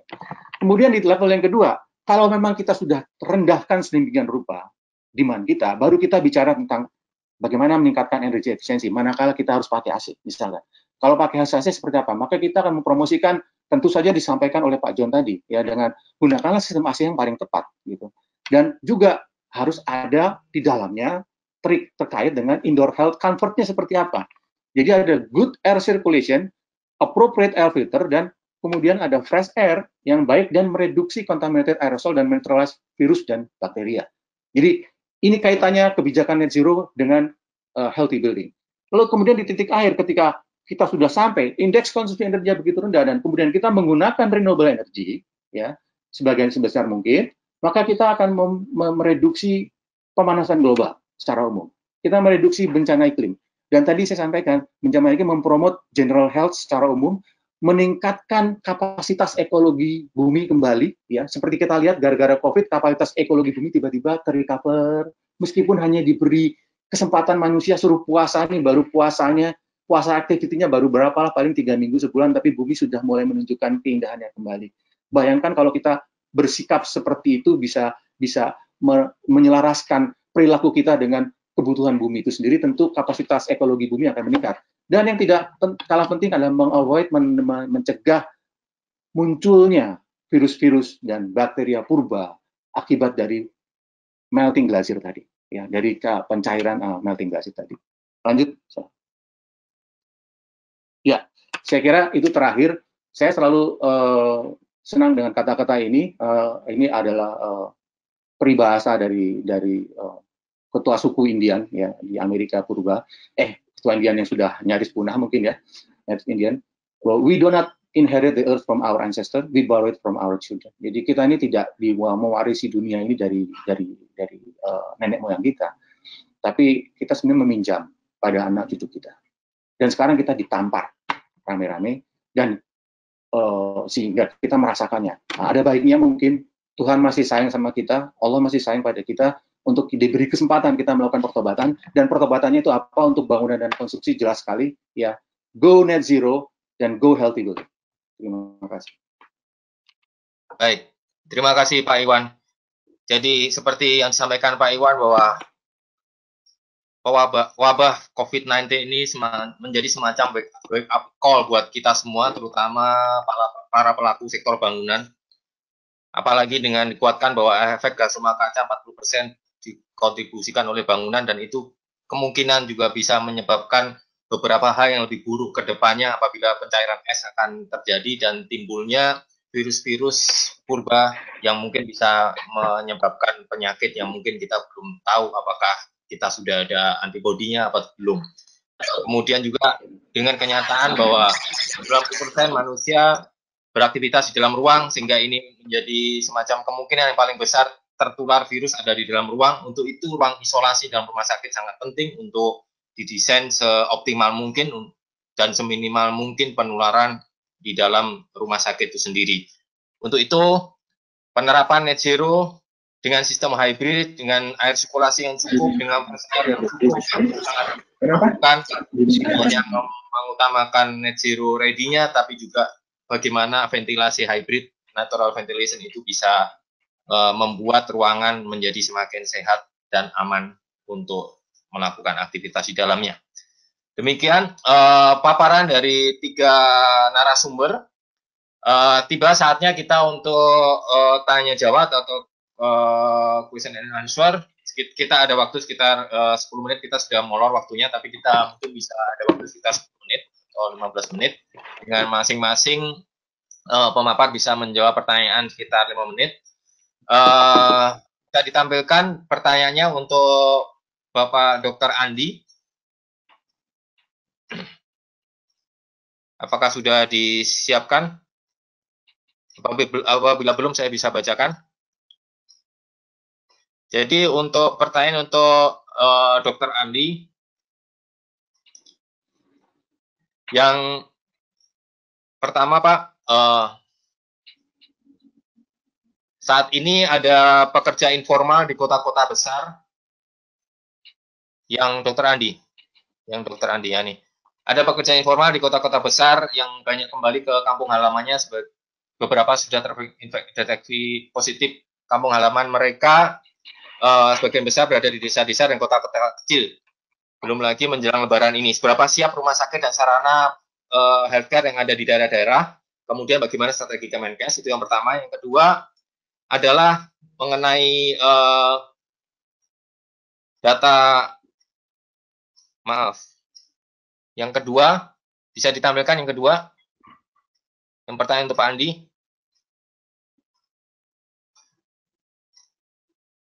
Yang kedua saya bacakan saja Pak, data ruang isolasi, apakah itu diupdate setiap minggu? Karena itu sangat penting untuk kita bisa tahu bagaimana pemerintah kesiapan healthcare untuk menghadapi lonjakan pasien yang terdampak COVID-19. Dan diharapkan juga masyarakat sangat berharap bahwa panduan tadi Pak yang terkait ruang isolasi bisa disampaikan secepatnya supaya penerapannya bisa sebaik mungkin nanti di ruang isolasi yang ditetapkan oleh pemerintah. Itu Pak, 2 pertanyaan yang kita saring dari beberapa pertanyaan yang masuk. Silakan Pak Andi bisa menanggapi.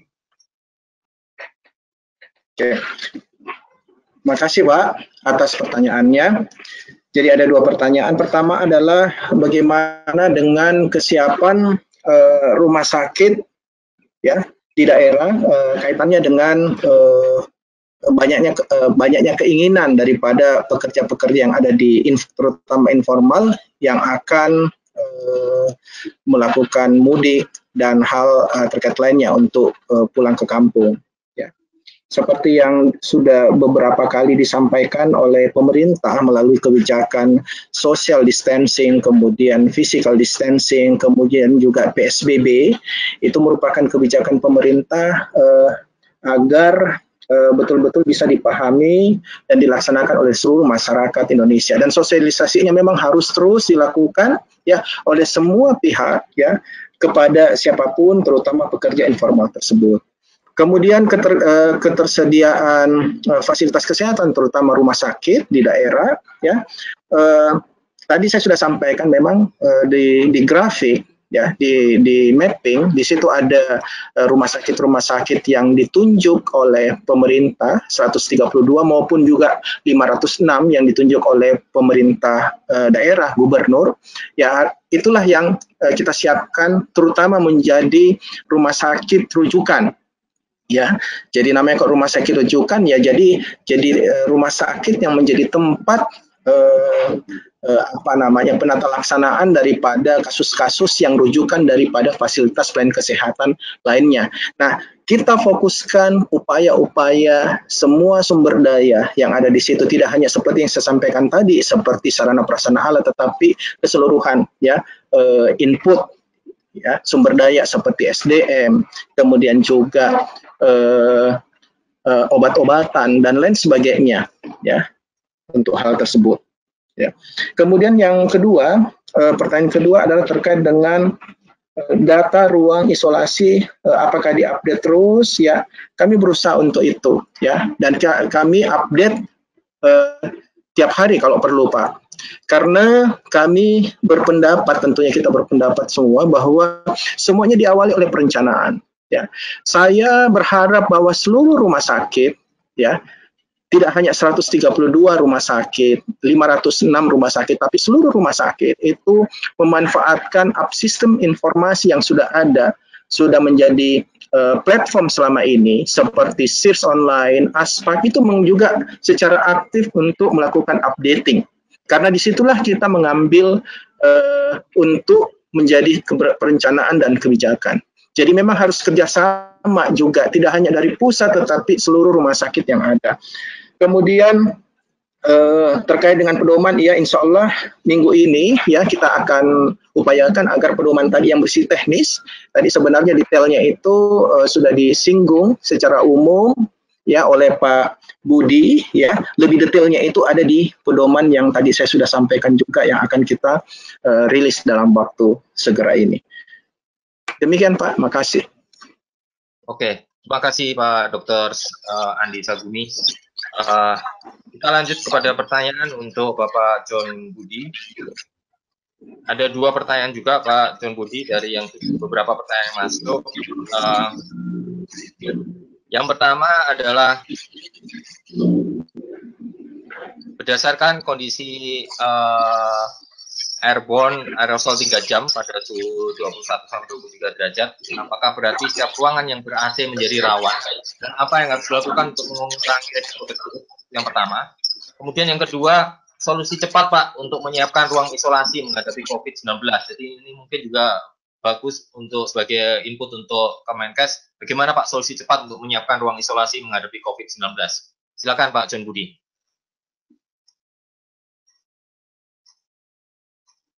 Mohon suaranya Pak John Budi.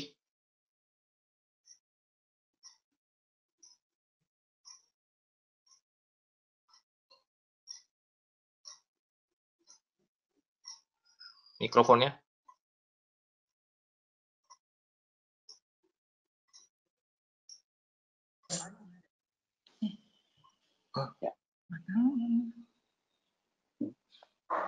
Silakan Pak John Budi dicoba.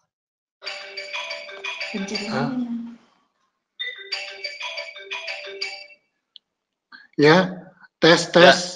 Ya, oke Pak, silakan Pak. Oke, masalah mengenai aerosol yang di ruangan ber-AC, Pak.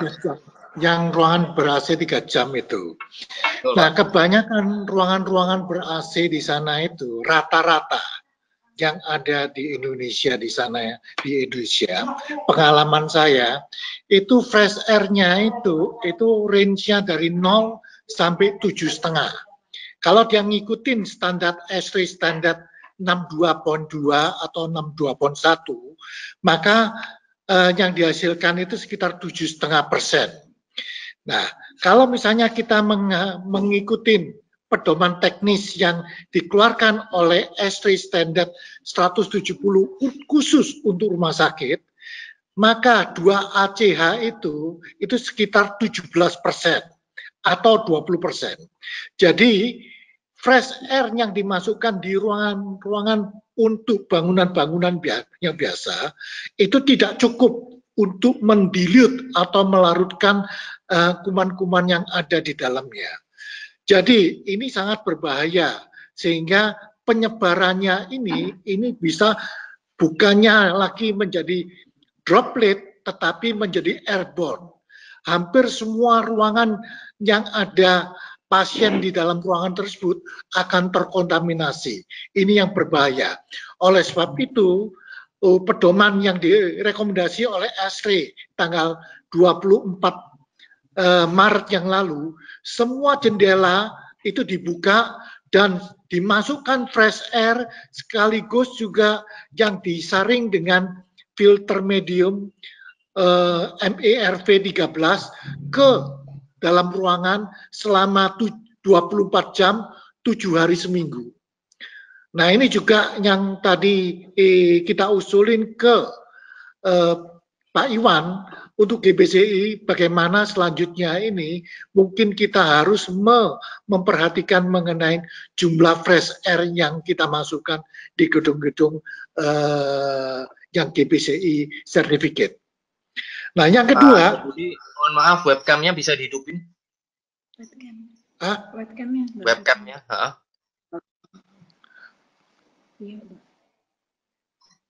Oke, silakan Pak. Diteruskan, lanjutkan. Yang kedua, Pak. Nah, solusi yang tercepat itu nggak ada karena salah satu persyaratan daripada ruang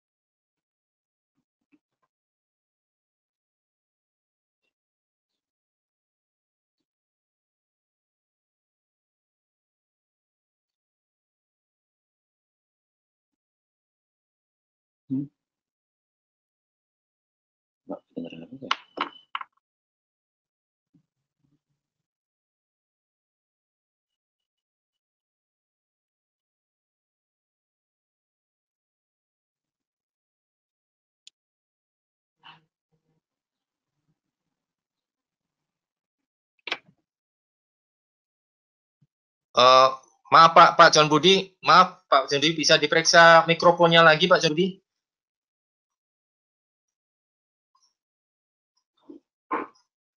Ya, baik. Belum masuk Pak John Budi suaranya.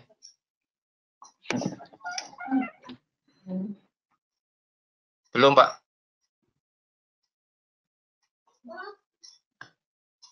Belum masuk Pak.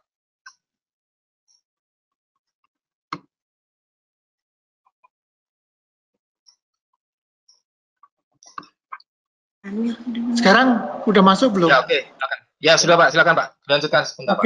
Ya. Untuk yang ruang isolasi itu kita tidak bisa dengan cepat karena ruang isolasi itu harus memenuhi 5 persyaratan itu. Sebagai contoh, untuk mendapatkan suatu negative pressure, kita tidak bisa hanya memasang exhaust fan di dalam jendela. Karena exhaust fan yang ada di pasaran yang dipasang di jendela itu, static pressure-nya itu hanya 25 Pascal.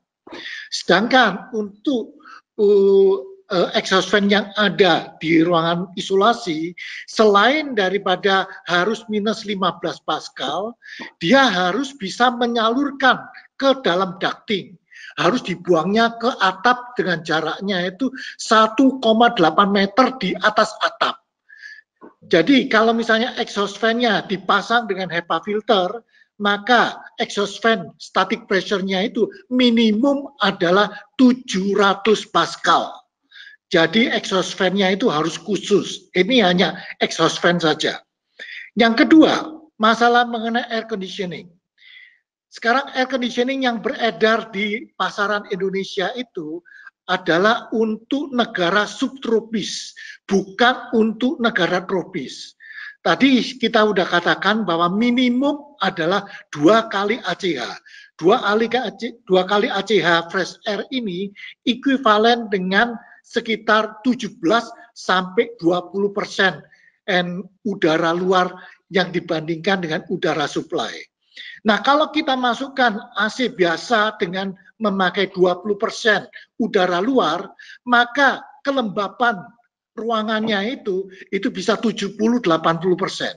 Ini menyebabkan dokter-dokter dan suster-suster akan kegerahan, akan keluar keringat. Ini bahaya. Jadi kita tidak bisa memakai AC biasa di dalam ruangan isolasi.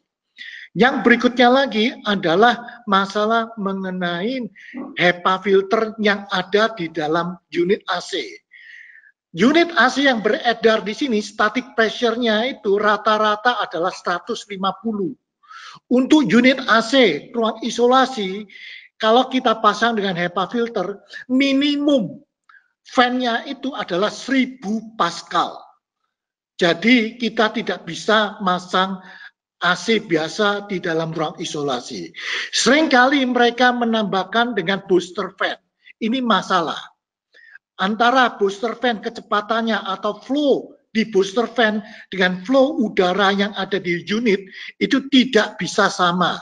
Karena karakteristik daripada dua fan-nya itu berbeda. Sehingga harus memakai suatu fan yang mempunyai static pressure 1000 Pascal. Kita tidak bisa memakai quick solution untuk menyelesaikan ruangan isolasi. Saya rasa itu jawaban saya. Terima kasih banyak Pak John Budi atas penjelasannya. Baik, kita masuk ke dalam sesi pertanyaan yang ketiga untuk Bapak Iwan. Ada 2 pertanyaan Pak Iwan. Yang pertama adalah berdasarkan pengamatan dan beberapa artikel yang Bapak amati dengan adanya COVID-19 ini, aktivitas manusia berkurang dan bumi menjadi mendapatkan waktu untuk recharge. Sungai-sungai menjadi bersih, langit menjadi biru. Ada bahkan bilang COVID-19 adalah cara untuk bumi menyembuhkan diri. Bagaimana pendapat Bapak tentang hal ini? Kemudian yang kedua adalah setelah kasus pandemi ini, apakah ada perubahan standar khusus yang dikeluarkan oleh GBCI untuk standar ruang sehat bagi hunian, tidak hanya terkait rumah sakit? Silakan Pak Iwan. Ya, baik. Ya, yang pertama tadi pertanyaannya agak filosofis ya. Tapi mungkin sekarang tiba-tiba teman-teman yang biasanya tidak kontemplatif jadi mendadak kontemplatif ya. Karena disuruh diam di rumah, terus mikir, terus melihat sendiri dengan mata kepala sendiri kok udara menjadi semakin lebih biru, hawa menjadi lebih bersih. binatang-binatang tidak pernah muncul di kota tiba-tiba kok muncul, biodiversity-nya mulai muncul, biotanya. Artinya selama ini memang manusia hanya berpikir untuk dirinya sendiri. Jadi di awal abad atau tahun 1900 kita mulai itu penduduk dunia masih baru 1,5 miliar ya. Sekarang penduduknya sudah 7 miliar dan mungkin akan menjadi 9 miliar pada tahun 2100. Anda bayangkan bumi yang cuma satu tadi itu harus dihuni oleh 7 miliar manusia, dan manusia berpikir kita bisa hidup tanpa yang lain-lain. Ya. Bicara tentang Indonesia, ada yang sangat memprihatinkan Indonesia.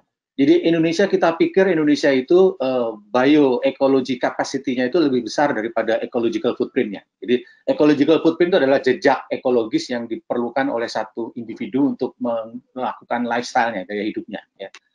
Rupanya sejak 2015 kalau tidak salah, itu sudah berubah kondisinya.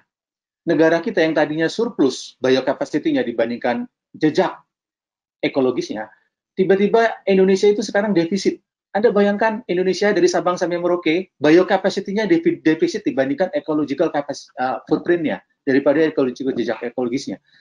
Jadi ini sebetulnya, kalau kita dianggap kita ini paru-paru dunia dan sebagainya, ya rasanya sudah mulai nggak pantas ya, karena biocapacity kita sudah defisit, keterlaluan.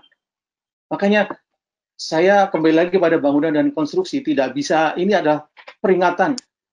Tuhan itu masih sangat sayang pada kita. Kita diberi peringatan, tidak dibiarkan sampai anak kita nanti yang menderita. Kita sudah ditampar dari sekarang.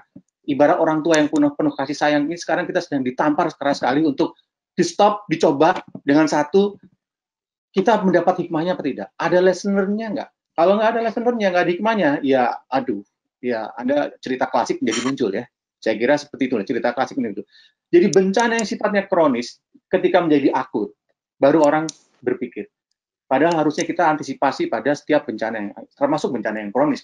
Global warming itu bencana yang kronis. Jadi harapan saya terjadi perubahan besar. Harapan saya hikmah besar diterima oleh semua pihak. Ya. Ketika kita tidak lagi bisa bicara sekedar membangun ekonomi, sekedar membangun sosial, ya. Kita melakukan aktivitas sosial politik gabung kita, tapi kita lupa pada satu isu yang paling utama, capacity dari bumi itu sendiri. Jadi saya berharap tidak ada lagi politisi di masa depan yang hanya menjual aspek ekonomi dan kesejahteraan sosial belaka tanpa mempertimbangkan sustainability dari bumi ini, tanpa mempertimbangkan sustainability dari tanah air kita sendiri.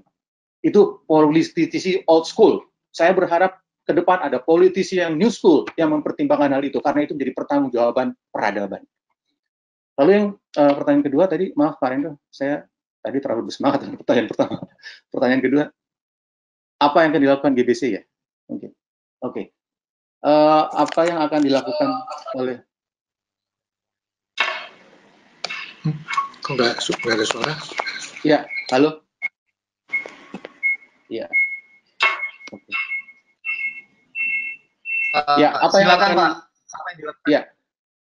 dilakukan oleh GBC ya? Apakah dengan peristiwa COVID ini akan menjadi perubahan besar? Saya tidak ada yang signifikan berubah, karena sebetulnya apa yang dilakukan oleh Green Building Council secara umum, semua dengan rating sistem kita dan sebagainya, hakikatnya adalah kita ingin menaikkan atau mendorong, mempromosikan pembangunan berkelanjutan. Atau tidak lain tidak bukan, sebetulnya kita melakukan penyiimbangan antara semua aktivitas ekonomi, sosial, dan juga kapasitas dari bumi ini sendiri untuk bisa kita tempat kita hidup. Karena jangan pernah berpikir kita akan pindah bumi deh, itu ilusi ya. Karena laut sampai hari ini pun tidak bisa kita taklukkan menjadi tempat tinggal kita ya. Jadi jangan berpikir kita pindah bumi ke dunia yang lain, itu ilusi semua. Jadi bumi hanya bumi. Maka kita pelihara bersama untuk bisa kita selaraskan semua ini. Dan itu semua ada di rating sistem Green Building Council, termasuk dalam kondisi net zero. Hanya mungkin yang berubah, ya, Green Building Council akan berupaya melahirkan guidelines yang lebih rinci, yang lebih sistemik sifatnya. Kenapa? Selama ini rating sistem Green Building dilihatnya hanya sebagai pencapaian rating komponen by komponen, point by point, kategori by kategori yang seolah-olah berdiri sendiri. Padahal itu sebetulnya bisa interdependen dan bisa sifatnya sistemik. Ya, contohnya untuk menghasilkan kondisi net zero itu sebetulnya belum tentu hanya urusan energi saja. Banyak dari mulai pengelolaan tapak itu sudah mempengaruhi. Kalau kita bisa microclimate, kita bisa turunkan temperatur rata-rata di tapak kita karena vegetasi yang baik, penanaman yang baik, pengelolaan tapak yang baik, airflow kita memungkinkan terjadi sehingga kita bisa menggunakan natural ventilation ya, bukan menanam vegetasi malah menimbulkan jadi wind barrier gitu ya. Contoh seperti itu. Berarti ada upaya di ASD yang appropriate site development atau pengolahan tapak yang terkait dengan kinerja bangunan itu sendiri.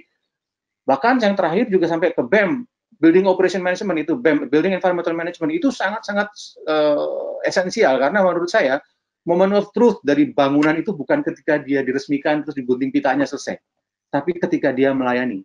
Sama juga halnya dengan infrastruktur. Ketika dia melayani, itu moment of truth-nya. Jadi jangan pernah lagi terpaku sama groundbreaking, ya, seremoni groundbreaking, seremoni gunting pita, bangunan baru jadi atau infrastruktur baru jadi, terus seolah-olah semua udah selesai. Salah. Semua itu baru terjadi ketika bangunan terbukti bisa melayani penghuninya dengan benar dan tidak justru menjadi penyebab pengguna itu menjadi malah mendapatkan permasalahan.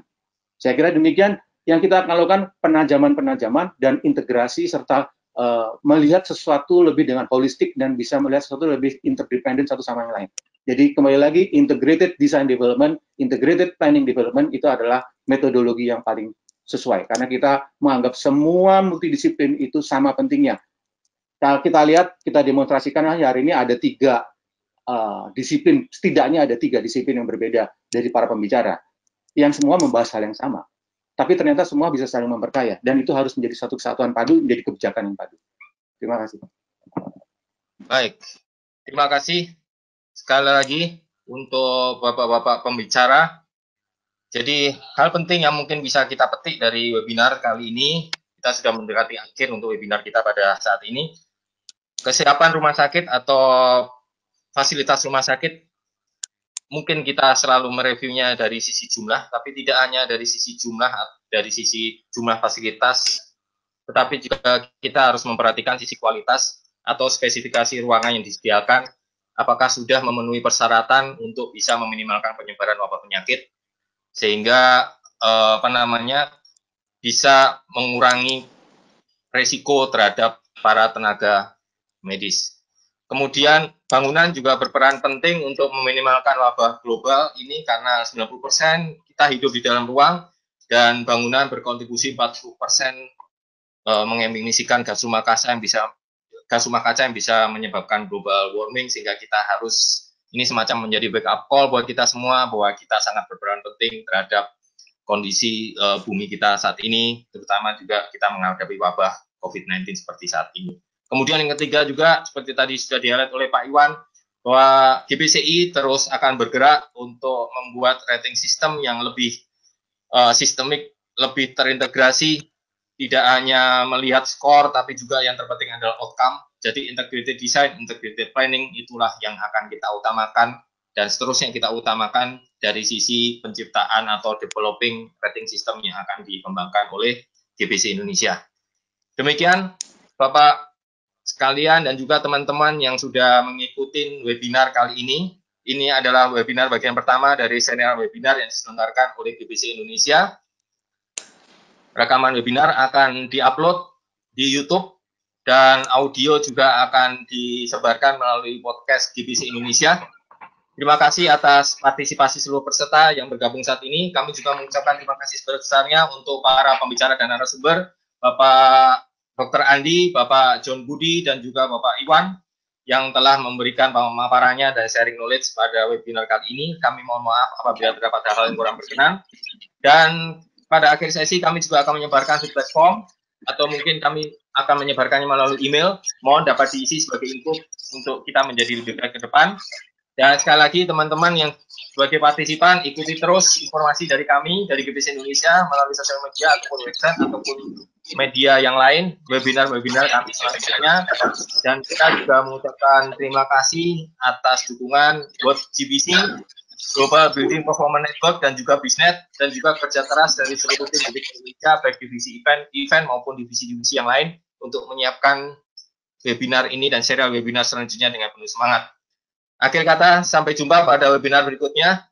Stay safe, stay healthy, dan be kind to support one another. Selamat siang semuanya dan selamat beraktivitas. Terima kasih.